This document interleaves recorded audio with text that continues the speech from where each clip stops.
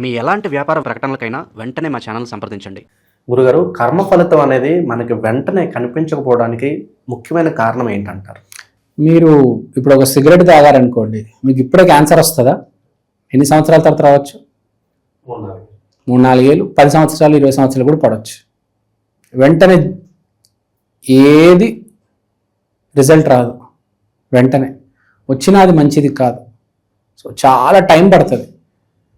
ప్రారబ్ధ కర్మ అని ఎందుకు అంటారంటే, ఎప్పుడో జరిగింది ఇప్పుడు రిజల్ట్ వస్తుంది అంటే మన చేతిలో మన జీవితం కంట్రోల్లో లేదు అని. కానీ 10 ఏళ్ళ ముందు నువ్వు ఆ పని చేసినప్పుడు అది నీ చేతిలో ఉంది, కానీ దాని రిజల్ట్ ఇప్పుడు నీ చేతిలో లేదు.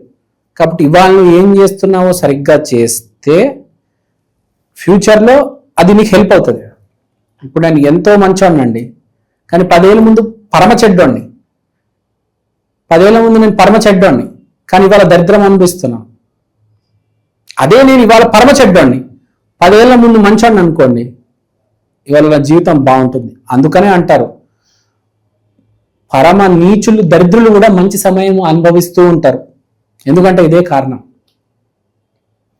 So that is the point you have to understand.